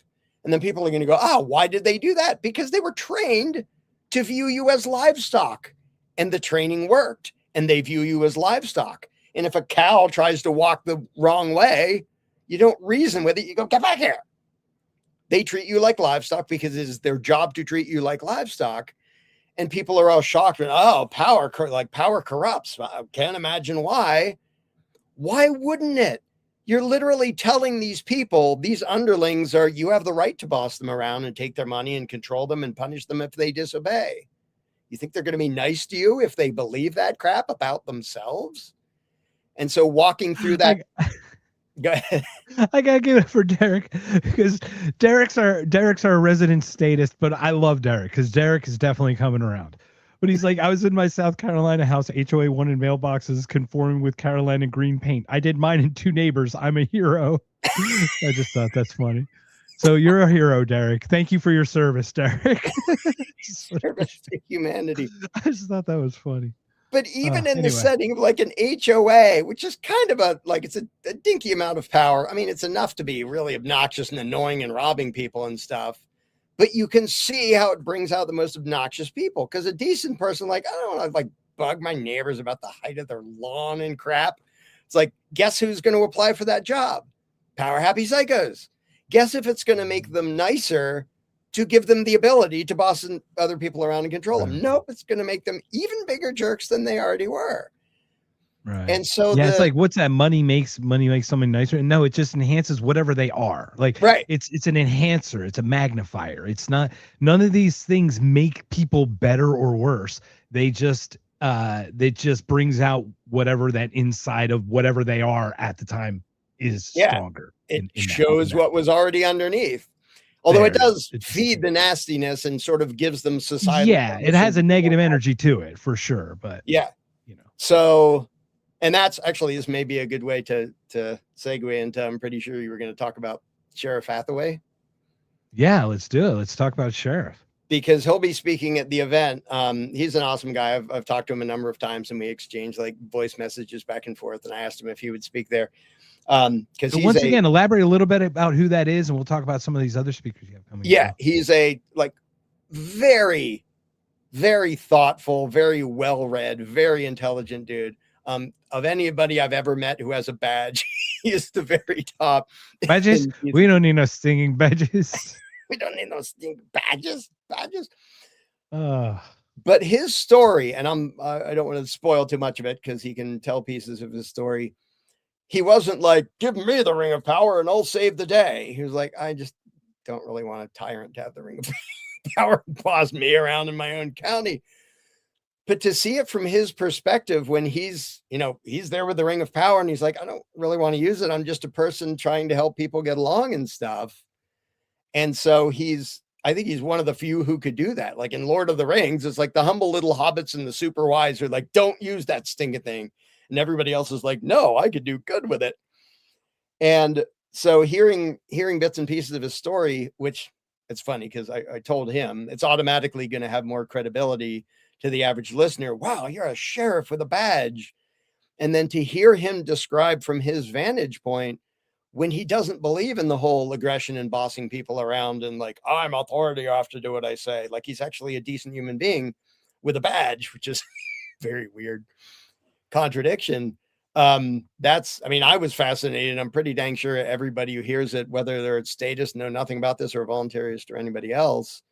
And I thought that would be a really cool perspective, because too often normal people hear these ideas as, here's some fringe stuff coming from some random person you don't know. So a lot of the event is about people telling their stories. And we have, a devout Christian who's an anarchist who's talking about it. We have an atheist who's an anarchist talking about it. We have active duty sheriff talking about it. We have like homeschooling mom. We have all these different people making it real and making it personal and going, yeah, here's how I went through this weird process and ended up at this position that, like, I feel like the minority now, like most people don't think this stuff yet. But to be true to myself and what I believe in and my good intentions, I there isn't another option. And when people hear it not as a lectured philosophy, hit you over the head with, but they hear, wow, these are like people like you can relate to and they mean well. And like we might disagree on stuff, but they're actual people telling how they figured out that they were being tricked into betraying their own good intentions, their own conscience, the good things they believed in, whether they came from the left or the right, or because there's a number of people across the spectrum who will be contributing to this event, who all ended up in the same place of, yeah, I actually believe in peaceful coexistence, even if I have different views on a bunch of things from that guy. And like, we know how to actually get along with each other because we saw through the tricks that put us at odds with each other. And so, but yeah, Hathaway is, I'm thrilled that he agreed to speak there. That's great. And once again, Jason was a co-host here on the show, and he had his own show. He has Drop the Mask. But Mark Maresca, just a brilliant man. I don't want to mention anything of his except for his 23-part series on the state and just the philosophy, the mythology of the state. It's a great. I'm sure he'll talk about his engine analogy, so I will not mention it here. So he will probably talk about that in the speech, and it's some of the brilliant stuff he talks about. And it's funny, I'll just email him out of the blue if something pops up. I'm like, I need to be white pilled, man. I'm getting dark again. We got Williams getting black pilled in the chat as well, and we're like, where do we see it? And I think he's right. We need to do what the Amish did. We need to fight for this commune area of sorts and get some kind of weird independence and not let Lincoln rejoin the Union like the way he did. And that's so we have like, yeah, Mark Maresca is very thoughtful, very intelligent guy. One thing we're doing differently at this event is a lot of times it's like, oh, you have like 40 minutes or an hour to wax eloquent about some philosophical thing that, only people who like to think are going to pay attention after the first 10 minutes. We're doing a lot more things and shorter things and breaking it up with things in between. There's skits, there's some musical things even. So that it isn't like, here, focus on this like intense stuff, but we do include pieces of that. And Mark is very good at that, is like making it understandable, making it clear. And so he's doing 3 separate little parts throughout the thing. My friend Patrick Smith will be there, and he has a number of things he'll be doing. Jason Basler, and Craig Hargis of the Bad Roman podcast. And now I'm going to forget people because I was stupid enough to start trying to list people without the list in front of me. You did it. You got to thank the Academy and your director, your mom. I'll forget to thank somebody. But I really like how it's coming together, and I think it's going to be, first of all, it follows the flow of the book. So it's also not just, here's some random disjointed topics that don't really have it. It paints a picture piece by piece in an informative, but actually entertaining and sometimes funny way because even people who are already voluntarists, it isn't usually painted this way. It isn't usually put together in this way where it's like, yeah, that's kind of hard to deny even for normal people. It isn't just telling them, you're asking government to do evil things on your behalf and so you suck. Like, okay, all of that may be true, and they didn't hear anything after the first word because they know you're mad at them and you think they're bad people. And after that, they didn't care. So I've never seen an event like this. The only reason I would do my own is because I've never seen anybody else do this. I wouldn't just do my own to do the same thing that everybody else is doing. And I think this is going to be really dang impactful, and it is designed to communicate to all the people who don't like usually sit down and read books about philosophy and ponder the deep thoughts of the universe. They're just people trying to live their lives. And it's, it can be easy and tempting to sort of look down on them as like, yeah, you're not paying attention to this horrible, like warmongering stuff. Try to sympathize with them. Like, I don't want my life to have. It's hard, man. Once you get to Kurt Metzger levels of tinfoil, You just can't unsee it, man. The whole Yeah, toothpaste is just oozing out of every orifice, man. I can't get it back in there. I can't. I'm yeah. trying, man. I'm trying. But I totally sympathize with people who don't want to ever think about any of this stuff. Like, I don't want them to have to either. They kind of need to because the warmongering and oppression and horrible evil going on in the world, you can't just pretend it isn't there. That doesn't make it go away. But if we're not trying to basically actually understand and communicate with all the people who don't particularly like to philosophize and don't do that in their spare time, then you have hordes of people who are not trying to be bad. They don't think of themselves as the bad guy and they have good intentions, and yet they're fueling evil and they don't see that and they don't get how that's happening and they don't get how they're betraying themselves. It's not, oh, we have a world of evil people. Like, if that was the case, I'm just running for the hills. Like, I'm not going to talk an evil person into being good. But you can, if you can show a good person that they've been deceived, you can get them to go, oh, okay, yeah, maybe that's BS. They don't have to change who they are. Like, keeping the good person, keep having your interests and your values and your priority. You don't have to like turn into a clone of me or anything of the sort. I just want you to not be tricked into betraying yourself. And the fact that that's literally all that has to happen to drastically improve the world, to me, that's kind of encouraging. Like, people just have to figure out that they're being lied to in certain ways. And a huge amount of this just falls apart without having to like convince them to like fundamentally change who they are. It's like the person who fell for a scam. Like, when you see that that's a scam, all you have to do is, okay, stop falling for that scam. Like, give to Well, people who deserve it. I think Keep being who you are. I think it's beautiful for people like you and I. Is like when I go Facebook, Boomer Social Network, Facebook is the most beautiful thing because we know like 90% of them are older than us, Mhm. and we know where we're at already. So we already know like every answer that's going to come back before. We know 5 answers from now what they're going to say, from what we're going to say to what they're going to say. We're like so far ahead because we were there. But Yeah. like the best thing is like I was you. Yeah. Listen to me. The reason I can tell you what you're going to say is because I was just in those shoes. So I do empathize, but trust me that I was you and I'm here now and you can get there. But if you can't even just give me that, man, come on, give me that. It's Yeah. like And you're that's just why we trying. do a bunch of that in the event, because I want people to tell their own stories and where they came from. So people go, oh, okay. So you used to think that you didn't just like sprang out of the dirt as this ranting Molotov cocktail throwing anarchist freak. Like, you were a Christian or you were liberal hippie, live and let live, or whatever you were, and you found out things that, like, yeah, that's not what I really want. That's not what I really believe. I'm probably have to sort some stuff out. And I even do that. Like, I make it a point to do that of myself in writing the book. I'm just me writing the book, but I make it a point to make fun of my former self and even argue with my former self. It's like, I used to believe this. And here's the things I was missing. Here's the things that it didn't occur to me that, like, well, that doesn't add up. Like, you can't be so the process of pointing out my past flaws and having speakers point out, like, here's the thing I used to be. I don't believe this anymore. But I mean, I was surrounded by that. So everybody I knew thought that. So you vote for this party if you care about the poor. Like, I don't really think past that until I started to realize, wait a minute, what does that actually do? It doesn't just magically make poor people happy. Like, what's the mechanism? What's actually going on?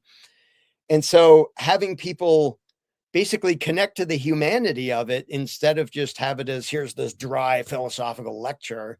It's like, most people don't want that, but they're open to hearing that, and they especially are open to feeling heard. And one of the challenges is, I mean, in Candles in the Dark, it's really easy because you're talking to the other person, and one of the rules is if you're talking more than they are, you're doing it wrong. The goal is to have them bring out what they really believe in and then gently lead them in certain ways, just asking them questions. Well, what about this? But to do that in presentation form, like at the event, is more of a challenge, but it's still possible to some degree if you're if you're showing people who I used to believe this. I used to vote for these people, and that guy used to vote for the other people. So we would have been enemies. And I thought I was for this good stuff. And so you must be for bad stuff. And you're thinking, well, I'm for this good stuff. You must be for that bad stuff. To be able to relate to people instead of just here's some outside opinion being hurled at your face, believe it or you're dumb. Like that doesn't work. People don't, even if it's totally true, it still doesn't work. But Yeah. connecting, It's interesting your approach, the way you do with the questions, because I'm like, I always wonder how do I crack it, right? Because it's like, do I crack it from just because I'm opposing what you're saying does not mean I'm 180 degrees on the other side first. Let's go through let's like break the binary thing first. Like which way do you approach it? I like your approach, and I always thought of different ways to crack that. You know what I yeah. mean? So one of the main things we focus on in Candles in the Dark, which Rose Channel, therosechannel.com, subscribers to that get Candles in the Dark. One of the main things we focus on is be aware of what you're thinking when you're talking to this person. Because like I said, people relate to their own, they identify with their own beliefs. Well, if you do that for them and you think your beliefs are statist authoritarian nonsense, you then think you're statist authoritarian nonsense. And I'm going to talk to you as if you, this person, are statist authoritarian nonsense. And if you do that, they're going to, even if they have no idea what you're saying, they're immediately going to sense, wow, this person doesn't like me. They're critical of me. They think I'm stupid and evil or whatever. I don't even know. And I'm not going to listen long enough to find out. But if you talk to somebody as if you're somebody who means well, also you were taught some bullshit, and I have to like gently lead you up to where maybe you'll start to notice that. But if you talk to somebody thinking like I'm talking to the past me or the future them who's going to understand this stuff down the road, but who right now doesn't, I want to talk to the part of them that is capable of digging out from under the crap they were taught and basically reclaiming ownership of themselves from underneath all this propaganda and indoctrination. And So you got like the Michelangelo, you've got the statue is underneath the marble. You just it hasn't been chiseled away yet. Yeah, remove all the stuff that isn't it. Like there you go. I love it. That's a great way to look at it. And if you train yourself to view them as that way, you automatically have a way better result because they can tell you're actually listening to them. You actually want to know what they think. You're not just in lecture mode. Like they could turn on a video for that. If they're not part of the conversation, they're immediately tuned out. Like this person's trying to tell me something. If the entire discussion is about them and what they believe, and all they ever hear of what you believe is when you agree with them, when they're like, well, if I think, yeah, I don't want to be taxed to pay for that horrible thing. Good. I don't want you to be taxed for that either. And every time they hear that, they're like, oh, wow, this person keeps giving me permission to kind of be me and think what I think and be what I want to be. And when it comes, and when you're being real, it's the real world. It's like that MTV show. Yeah. Oh my gosh. But they can tell. They can tell that you're actually listening. Fake and start getting real. I know. Anyway. Start getting real. It's crazy. Yeah, well, thank you, William. I have to put this up here. I agree. And thank you for putting in no violence, NAP. They are watching. Trust me, they're watching. I keep telling when I'm on my phone with my mom, I'm like, Mom, I love you so much. I really hate this thing. And I can't see another way out. However, I do not condone for that at all. Just because I see it as a possible outcome, I don't want to be part of it. I don't want to initiate. I want none of that. You guys hear me? You guys hear me on the other line? I don't want that. Don't come to my house. Don't. Mm-hmm. There's also the thing, we don't start with this, but there's the gentle thing of leading by example, where along the way, if we're talking about like taxes, you want government to help poor people. Okay, if I, for whatever reason, say I can't afford to pay these taxes right now and I don't pay, what do you want to have done to me? Like the same thing we were talking about before is make it literal, personal, and specific. What do you want them to do to me if I don't hand over the money for the thing you wanted government to do? But then at some point, we gently drop in when it fits, not just as an obvious guilt trip, but I gently drop in, like, I don't want you forced to fund anything that you're against. I want you to have complete control over your own money, support what you're in favor of. Don't support, if there's something I want and you don't, I don't want you forced to fund it. Like if I want a bridge across this river and you don't, well, I'm not going to rob you. I'm not going to vote for somebody else to rob you because I think you should get to spend your own money, even if it's doesn't match how I would want you to. or how I would ask Do you people. smatter any history in like, hey guys, I don't know if you know this, but back in the day, the United States would say, we got this project we want to pay for, but we're not going to take it from you. If you're interested in buying in or opting in, could you please help us out? Like that would really be a nice thing for the community to get together and do. At least like they could kind of coax it that way. I mean, is that some of the stuff you go into at Yeah, all? I'll Or? drop in examples. For the most part, we don't rely on anything factual just because if people don't believe it or haven't heard it, then it's sort of a weak point. If the entire focus is what they believe. So in that case, Right, like, right. Because okay, if there's one a point if it's town. not factual, they focus on the thing that you lied about. Oh, it was 3, not 4, or something, and Yeah, then or even the if whole thing they're falls even if it apart. was totally true, but they haven't heard it or they're not sure they agree with, then it becomes an argument about facts, which isn't getting anywhere because it's not like the point is their belief system and getting that like consistent with itself, and what facts they believe is kind of like doesn't particularly matter to that. So, but I'll often use hypotheticals of like, okay, there's some town and like 80% of the people are like, oh, we have to drive like way down that way to cross the river at that bridge. It would be cool to have a bridge right here. And 80% of the town says, well, I would chip in a little bit. What would it actually cost? Let's get somebody who knows how to build a bridge and say, what would this cost? Okay, it'll be this many $1,000 to build a bridge across this little creek. If you can raise this voluntarily. And then I'll just ask somebody, let's say 80% of the town were like, yeah, we'd chip in for that. And 20% is like, things are tight and I don't really care. I don't really go that way. And I kind of like the river without a bridge. For whatever reason, I don't want to. And then just ask the person, do you think it's okay for the 80% to force the 20%? Like, you're going to fund this anyway, even though you don't want it. And whatever they say, it isn't like, haha, you said the stupid answer.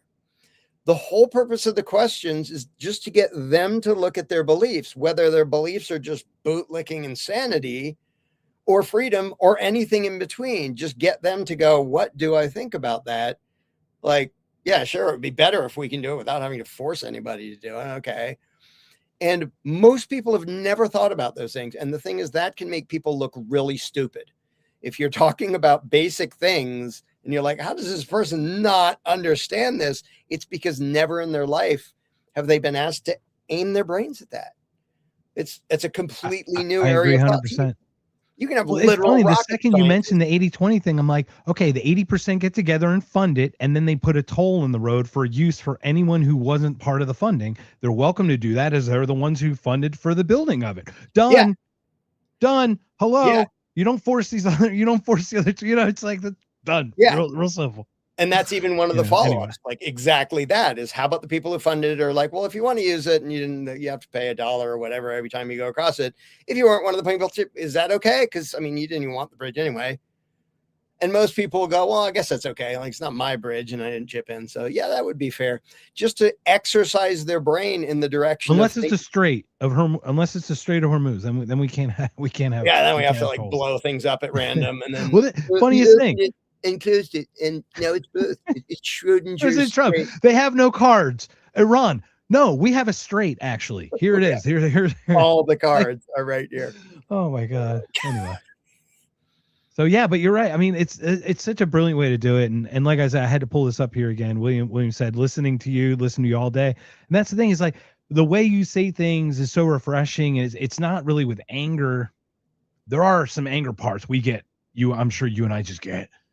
I yell at news. I yell at like I force myself to listen to other news, like to mainstream, just because I have to hear what is actually being said out there. Yeah. And I yell at every channel. I just yell at every channel. Yeah, it's not channel. It's like I'll put it on like internet somewhere. But right. Anyway. But it's the Matrix thing of Neo or Morpheus saying like, you got to understand, Neo. These people are plugged into it. Like they don't know anything else. They rely on that. So only on a Trump level, they're still the enemy. No jokers in the card game. Only Trump is what. So there's one orange joker in the card. Sorry, game. Go ahead. I apologize. But if we view the people like on a practical level, they're sort of the enemy. Like you're voting for people to rob me and dominate me. But at a, I don't know what you want to call it, spiritual, philosophical, moral level, they're not really. They have good intentions and they were taught a bunch of BS. Now, the ones that are full-fledged sociopaths, you're not going to change them. Don't bother talking to them. But the vast majority of people who believe stupid, destructive, counterproductive things, they're not trying to be stupid and immoral, counterproductive. They were tricked into it. So they're not my enemy. And it's, I mean, that's especially hard to keep in mind when it's like, okay, you're literally the guy with the badge trying to put me in a cage. Even they, most of them thought at one point they were doing the right thing. Well, I'm going to be a law enforcer because law and order and something or other. And if you follow the rules, blah, blah, blah. Most of the perpetrators of authoritarian injustice are also victims of it. Like they didn't come up with I this. went to college Embry-Riddle, so I grew around military. Everyone, I was a pilot. I've got guys who are, back the blue. I've got guys in the military, and you're sitting there. I'm like, they're talking about their brothers and arms. I'm like, but why the fuck did you get sent there, dude? Stop with the I understand that you have your brother's back and that you went through shit, but dude, that's not what this is, man. Yeah, that's and not what this is. And it's like now I'm at the back the blue to your back, black and blue, right? that's my saying. True. Yeah. But that's one of the most uncomfortable things. Like when writing parts of the book or doing parts of the event, it's like, okay, this is going to hit a nerve for some people. So you have to be sort of extra gentle in the way you approach it. Make sure it doesn't sound unnecessarily accusatory. Like it may sort of inherently be accusatory, but the book gets into a lot of how the bravery and courage and good intentions and compassion, all sorts of things are hijacked by sociopaths.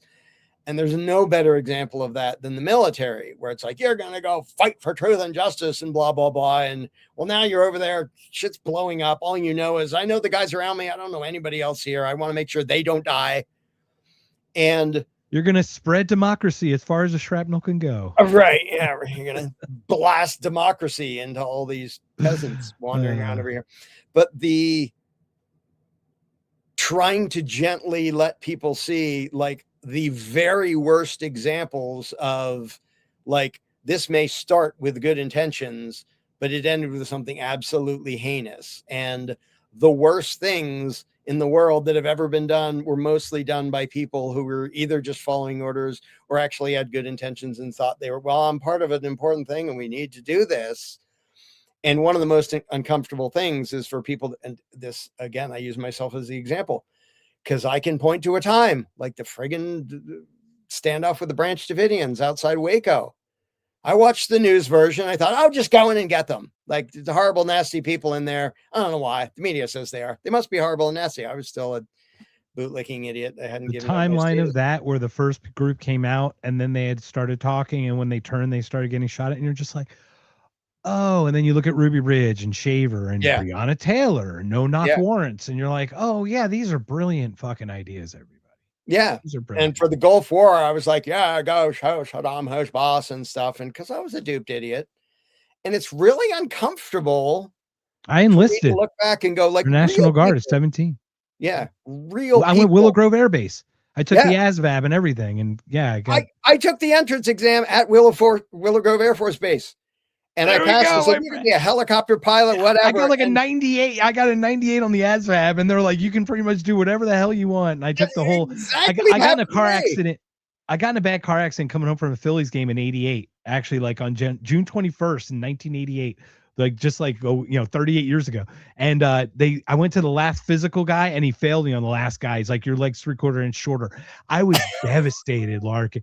Man, I took my heart. I wanted to kill and die for this country so fucking badly. The ASVAB, when they gave me that thing, I'm like, give me that fucking thing. And I just crushed it. That is hysterical, because at that same base, I took the entrance exam. Smallest world, man. And I took it and they said, Warfare Center, whatever, and changed. Yeah. And then something in me, I was still totally a statist and rah for the troops, but something in me was just like, no, I don't even know why. Like, it'd be cool to be, a big warrior in a helicopter. I got lucky. I would have gone, but how you were able to sniff it out or just sense it. I can't even, I was still a statist, so I can't really pretend it was like wisdom. Like maybe there was some instinctive level of me. Oh, he's like, oh no, you're like, all the elites kids don't fucking go, so I'm not going to go. I'll just send other people to fucking go. send them to That's what you did. That's how I would have started to see. I was like, oh shit, I'll just learn from them. I'll send everyone else to go. They can be the example, and then I can I'll Ben Shapiro and Mark Levin it all day. Oh God. So but that, if you look at, like, early on in the book, I give the Battle of Stalingrad as an example, because it was 5,000 people a day dying in that battle for half a stinking year. And these are Russians and Germans. They're educated, progressive, like, societies. We're civilized, we're informed, we're thinking, and we're murdering each other by the thousands every single day for half a year. And so I do a little graphic representation of how many people died. And it's like, what? People can look at that, and most people are just like, I can't begin to fathom why that even happened. Like, is our species just that messed up? And the answer is, well, no, not inherently, but we're taught to believe something that makes us that messed up. We're taught that obedience is a virtue, which makes us that. We're taught that it's brave and righteous to go fight for your country, whatever the hell that is. And so if You you know who look at Dominic Scarcella is? He wrote a book, a little bit, yeah, Good Neighbor, Bad Citizen, right? yeah, yeah, Yeah, and it's exactly what you're saying. Is everyone, if you follow the rules, you're probably a terrible neighbor, yeah. and if you're a good neighbor, you're probably not the best of a citizen in that way. Yeah. Yeah, and that's the thing, is taking somebody's moral code and having them look at the, wait, is doing as you're told and following the rules, does that actually make you a good person? Like, if the rule is don't murder your neighbor, okay, yeah, probably follow that one. But is that because someone wrote a rule about it, or is it because it's bad to murder your neighbor? Like, with or without a rule, you get that murdering your neighbor's bad. Okay, so we didn't really need legislation to tell us that. But if the rule is give us a bunch of money so we can blow up children on the other side of the world, are you really a good person for following that rule? And to just gently start to introduce people to thinking, maybe the world would be better off if, instead of following the rules, I, like, used my own conscience and decided what I should Mm. and shouldn't support and should and shouldn't do. And one of Oh, the yeah. most powerful things I've found is when I tell a complete stranger, I don't even know you, and I would much rather have you follow your own conscience than obey the dictates of politicians. And that's without knowing anything about you. And a lot of people are sort of taken aback because they're used to the thing of, I want government controlling you this way. Well, I want government controlling you this way. And to have somebody say, I want you running your own life, not doing what I think you should. I want you doing what you think you should. And most people don't hear that anywhere because that's not part of the authoritarian training. The authoritarian training is, you do what your teacher says, you do what your parents say, you do what the police say, you do what the politicians say, you do what the law says, you do anything except use your own judgment and conscience to decide how to be a decent human being. So gently getting people to look at that again and go, yeah, if the law tells me to do something dumb and evil, why would I respect the law? That doesn't really add up. And that's just sort of the starting point of getting their brain to figure out, basically, again, to reclaim ownership of themselves. Like, maybe this is all I have. Like, I don't know everything. I'm not perfect. I'm not infallible. But in what case should I ignore my own conscience and do what I think is wrong? Never. The answer is never. The obvious answer is never. But wait a minute, that would mean, and start them down the road of figuring out, that means believing in authority is insane. Because anytime authority goes against what you think is the right thing, why the hell would you think you should obey them and do the wrong thing? And it's that simple. And getting people to see that, it can be a challenge It because they froze have on me. a mental Oh investment my in god. not seeing that. But if you know how to gently walk them up to it, they don't have to be rocket scientists to go, yeah, that is kind of messed up. Yeah, in that case, I guess I should, like, break the law and disobey. Like, okay, I agree. In that case, you should.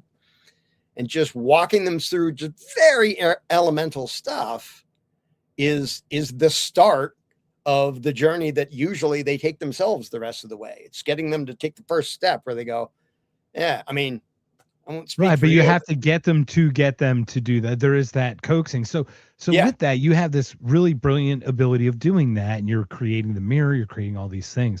William has a great question. Who do you think is best at actually describing what life without a state is like? For example, like, you're really good at showing the ills. Not that you can't show the other part, but who Right. would you who are some of the people you would turn to look of how to show the white pill part of the a non-state life? Yeah, there's a lot, and there's different people who cover different aspects of that. Like, well, here's how communities can work together, and here's how economics works. Here's how, like, mediums of exchange. Here's how money can work without a centralized government. controlling it. So there's a bunch of that stuff out there. And of course, there's gigantic treatises about, including justice and like law. And I don't even use the word law, but people who talk about, well, do it by common law, like natural law, the stuff that actually inherently makes sense, not random stuff made up by politicians. So there's lots of stuff about that, Murray Rothbard and Mises and Milton Friedman that cover the I think one of the most brilliant two of the books that got me just the best was, you got to start with economics. And so it's Hazlitt's Economics in One Lesson. Simple. Yeah. And the next one, it was Murray Rothbard, Anatomy of the State. Because Anatomy of the State is just a very short, simple, clean way of just breaking it down. How and what you're really doing in this small steps, and how the small steps become big things. Yeah. And the reason I don't talk about that stuff much, well, first of all, because lots of people have written awesome stuff about it anyway. I don't need to try to rewrite it and do a worse job anyway. But so often people, and I was actually like 2 days ago writing this part of the book, so often people use, but how will everything work? I just did a video about that, as an excuse to not think about the underlying principles. Like, well, I don't know how the roads would work, so I'm going to keep believing in having a ruling class. Like, oh, I'm sorry. Fucking Chuck Schumer's out there with a fucking shovel, and fucking AOC's on the fucking steamroller. Right. Get the fuck out of here, people. Making a road for us. Jesus Christ. And now my answer is me. I can't. It's like I have like PTSD, man. It's like broken brain. I just go to like 0 to 100 in 2 seconds. Yeah. But this is another example why the psychology is so important, because most people ask that to get away from having to think about the uncomfortable thing. It's like, well, unless you can describe for me how everything's going to work, then I don't need to question my self-contradictory, like hypocritical beliefs. Like if somebody goes, yeah, I guess government's completely bogus, I wonder how this will work.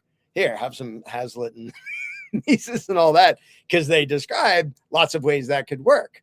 Now, there's not going to be a master plan, so whatever I could come up with, probably whatever they could come up with, other people are going to come up with better stuff, and we'll end up doing that. That's the beauty of a free market, is nobody's forcing everyone to go along with their plan. Oh, by the way, if I must interject, this new law that just authorized corporations to buy 350 houses. I love how people they restricted them to 350 houses. No, you just told every fucking corporation to liquidate and buy 350 fucking houses, you stupid fucks. Yeah. You know what I mean? Like I love how the twist, like we can't even go out of, like, I don't know, man, and how deep it is and how intertwined, and they're all paid for. And all I see, I'm sitting there screaming, no, they're making them buy them. No, they're going to buy them all. Yeah. And there's so many things like that rely on the existence of the state and all these nasty, horrible things they're doing with the food supply and the housing market and everything under the sun, pretty much. And energy with AI, specifically water now with water rights. And and I don't even focus on that. It's not that I don't think those things are horrible and destructive, but still, to me, those things are all symptoms of statism and bickering to politicians to, hey, please don't do that. The best it will be is a slight delay in them doing exactly that. Like they're going to try it again 5 minutes later. Anyway. Yeah, it's like we're talking about, like, Democrats just go a little 2 miles an hour faster over the speed limit. Exactly. And Republicans go 1 mile an hour faster over the speed limit. Right. And the only thing that undermines it and makes the whole game fall over is unplug it. And the linchpin, the outlet of all of it, is the belief in authority. Because if we say, okay, you can make up any laws you want, we're not going to obey them, we're not going to enforce them, we're not going to give you any money, so screw you. Like, I don't really care what your laws say. Like, and that's happened before. Like the Soviet Union, just sort of, they lost their grip. They controlled everything over there, and just one day on the news, oh yeah, the Soviet Union doesn't exist. Like yesterday was this 1991 unipolar moment. It was crazy. And I mean, look, I'm German. Seeing the collapse of the Berlin Wall in '89 was just crazy. And Roman Empire, that wasn't like defeated and conquered. It just sort of spread too far and fell over. And people are sort of just like, oh well. And they don't get that when people stop feeling scared of and obligated to obey psychos, controlling them gets really hard. Like if you have to make an example of like 1% every now and then, like I will beat up somebody who didn't pay his fair share, but most of the livestock is in line. And oh, I'm proud to pay my taxes and blah, blah, blah. That's easy. If 100% of the livestock says, I don't think we're supposed to be livestock, I'm not giving you anything anymore, you suck. Like the possibility of ruling them just by brute force is zero, especially since the advent of firearms. Like you can't do it. You can make an example here and there if a few little uppity slaves start to go, I'm not okay with this.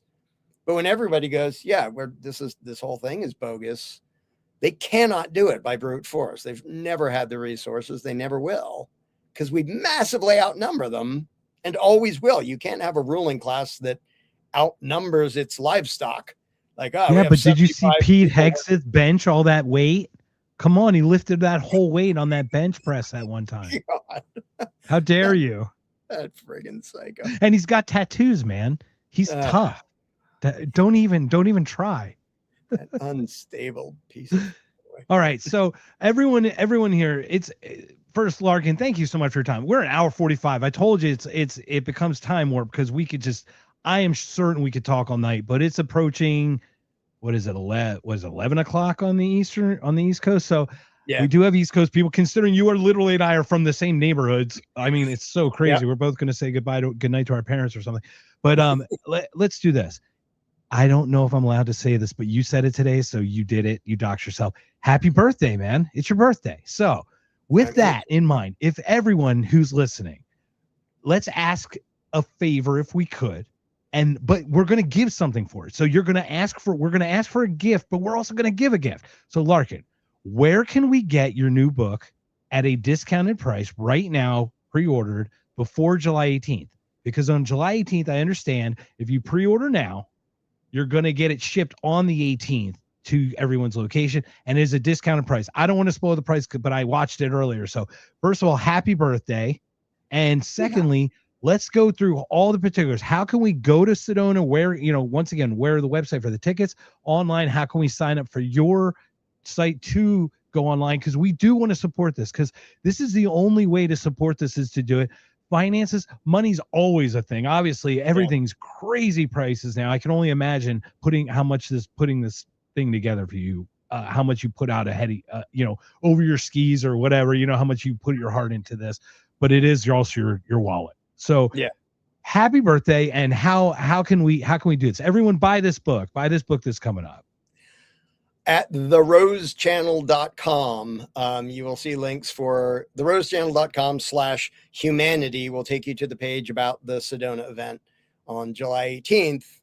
Therosechannel.com/humanity book will take you to the page where you can pre-order the book for $23. The price is actually going to go up when the book exists. It will come into being on July 18th at the event. Nobody will have it before then. All pre-orders will be shipped out like a week or two after that. Everybody who goes to the event gets a copy of the book as part of the ticket price. So if you can be there in person, that's awesome. Also, come to the event. What are we talking about? It's one of the coolest places in the world. Has a bunch of status there, but it's one amazing. Of the if you've not been in, I've told Mark and I are going to have lunch when he comes into town. Before he heads up there. So, and I'm actually thinking now, really considering going. I've talked to you offline about it, but it's just crazy how it's all coming together. It's really amazing. I'm really excited for this. Yeah, and it's going to be a grand time. And I want a bunch of people there who haven't thought about this, but I also obviously, like, if you have thought about these things, you're already a voluntarist or you're thinking about it, or wherever you are, this will be thought-provoking and entertaining and fun. Most of the time, they don't bother making these things fun. So subscribers to The Rose Channel, which is therosechannel.com. If you can't be there in person, we're going to try to live stream the whole thing. Whether or not that works, a few days or whatever after the event, the whole edited thing will be up for Rose Channel subscribers to see. If you can be there in person, it'll be extra cool. And you can pre-order the book on the page if you can't do either one, and we will ship out piles of those starting July 18th. It'll be a grand old time, and we'll be releasing like little snippets of pieces of the talk on YouTube and stuff. But if you want the whole like 6-hour extravaganza symphony of anarchy, then be there in person or sign up for the Rose Channel or whatevs. All right. Well, I'm so grateful. Thanks so much. Is there anything you want to talk about? Shoot the crap before you go. You always talk about certain things. You have, obviously themes and everything. But is there any time? Is a perfect time to let loose of something you don't get a chance to say or something? There's so much I would Not to never put you on the end spot, but started. So I probably shouldn't even attempt to start. I will say this, I throw this in at the end of a number of shows. I think it's very easy to be pessimistic and doom and gloom when you see the evil going on in the world and you see how stupid the world looks a lot of the time. And I love the fact that Mark Maresca does such a good job of being the white pill guy, of showing no, there's actually a lot of reason for optimism. And it may be easy to miss if, oh, who are we bombing this week and who's getting oppressed and what's the surveillance state doing now? Um, I would say, whatever your predictions are for the future, don't let negative predictions stop you from doing what you can to actually make a difference, because you may find that, oh, holy smokes, we were a lot closer to people waking up than it might feel like if you watch the mainstream, formerly mainstream news. Um, because right now, like I've been doing this for 30 years, I am way more optimistic than I was 15 years ago, which may seem really weird to the people who don't know the things to look for to show, wow, statism really is starting to all the way fall apart. And you wouldn't know it from watching the news or watching your neighbors falling for whatever the stupid story of the day is.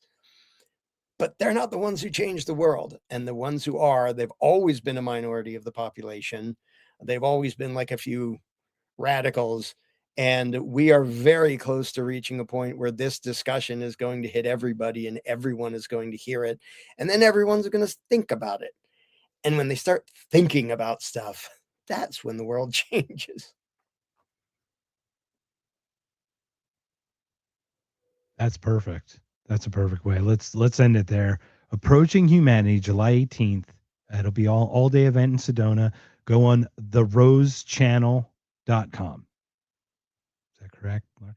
Yep. Larkin, thank you so much. I've got an outro, but please stick around the back end. We'll chat just a little bit. Like I said, first time we met, I just unbelievable, just kismet that you reach out and literally we grew up literally down the street from each other. It's the strangest thing. Funny. So, but like really, it's like weird how sectionalized we were. Just across the street was a whole different world. Like it totally was where Bryn Athens was, even from where we were on the corner. But now they have a Wawa on the corner of Second Street Pike and County Line Road. Just so you know. I'm very happy that have that happen. So my mom had a stroke. She was at Holy Redeemer in December. So it was like I flew home and drove up there, and it's like literally drove by Bernathen every day and just looked by that beautiful thing. So it's just good to connect with people. And it's funny how we had similar ideologies or just mindsets growing up, because it was conservative suburbanite versus more of a liberal like city life or something. But it all kind of comes full circle. By the way. Yeah. What's that? I was born at Holy Redeemer Hospital. Oh, no. Something told me to say that. But anyway, well, Larkin, thank you so much. The Rose Channel, everyone, go to Sedona. Be there for Approaching Humanity. If you can't sign up for the Rose Channel, get it streamed or get it afterwards. Get the video of it. Buy his book. Get it ahead of time. $23. You can't beat it. So, Larkin, thank you so much. Everyone, thank you so much for joining another Knocked Conscious. I'll talk to you on the back end of this, Larkin. Thanks so much. Take care, everybody.